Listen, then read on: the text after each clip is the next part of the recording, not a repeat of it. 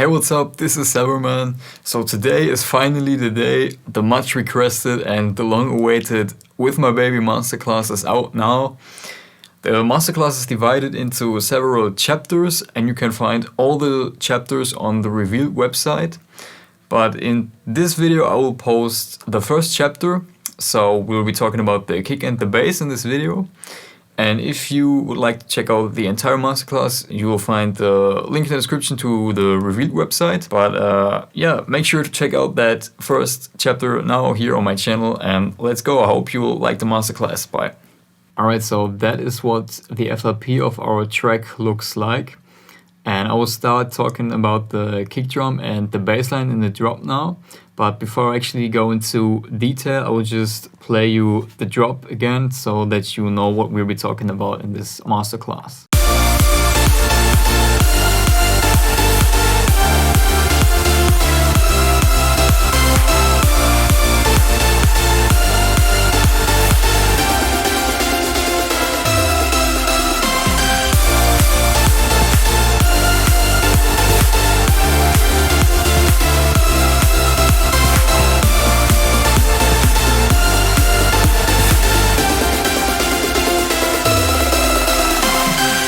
So that was the drop, you probably already know it.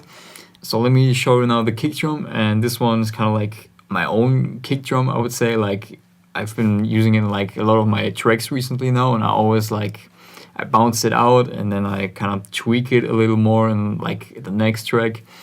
And like there's not actually a whole lot to it, so that's what it solely sounds like. So let's check out the processing of this kick drum. So on here I only have this one EQ where I like boosted the mids a little bit around those 600 Hertz, and I also increased the highs a little bit to kind of make the attack a little sharper. And also, as you can tell, this kick drum has like a bit crusher effect on it, but like I didn't do this in this track, but again, like I bounced it out from like my other tracks, and the bit crushing effect just helps to give like that nice spark to it, I would say. Like it's not too obvious in the mix, but it definitely adds like some nice higher frequencies to it, which I like to have in my tracks. And also what's important with the kick drum is that it's like quite short actually, because I wanted to give more focus onto like the sub bass. And now if you check out the sub bass, this is the sub bass pattern right here, and the sub bass basically sounds like that.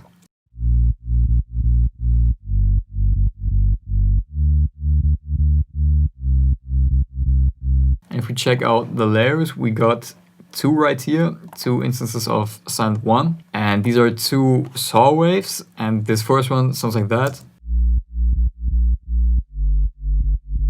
And then the second one is just an octave higher. And now what's special about these is that we like cut away the higher frequencies in here, as you can see, because we only wanted to have those nice lower frequencies, that nice bottom end, because we have the higher frequencies covered with our mid basses, which I am going to show you later. Yeah, then we got like this fruity balance on here to just automate the volume, and then this last effect is the sidechain. So this one basically separates the sub bass from the kick drum. And what usually works best is if you kind of pick a curve for the sidechain, which is like inverted to your kick drum. So again, if you check out the kick drum, so this is like the curve of the kick drum right here. So we have basically more than half of the space like between each kick for the sub bass.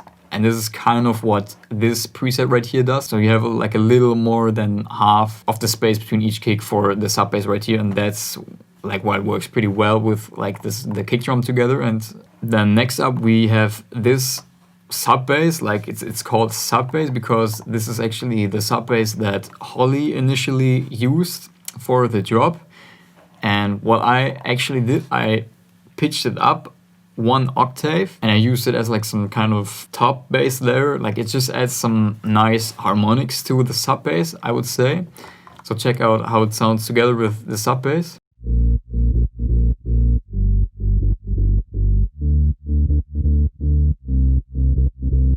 And now what's missing is basically the mid bass, and this is what the mid bass sounds like.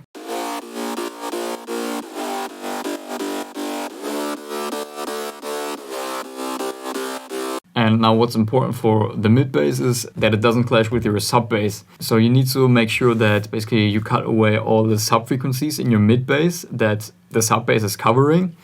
And if you actually have a look at the analyzer in this EQ, you can see that there's like no sub in this mid bass. And yeah, what we did in here, we basically just boosted the 600 Hertz a little bit to kind of add some more body to it a little bit. But I also reduced the highs a bit because I felt like it was a little too harsh. And this had to separate the mid bass from the chords and also from the leads a little bit. And yeah, like Holly already did like the low cut in his project, and that's pretty much it already with the bass line. So let me show you all the layers together with the kick drum again.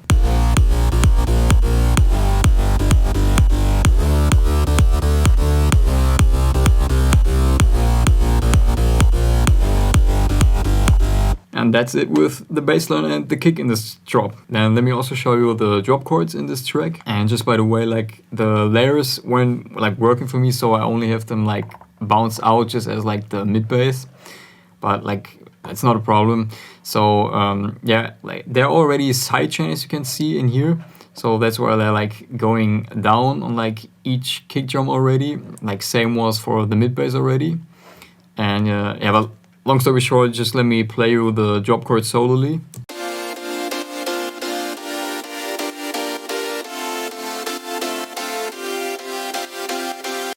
Then let me show you what I did for the processing on these. So on here we have this EQ where I again boosted the mids a little bit around those. Now it's like the 680 Hertz, just a little bit. And then again I reduced the highs a little bit like I did in the mid bass.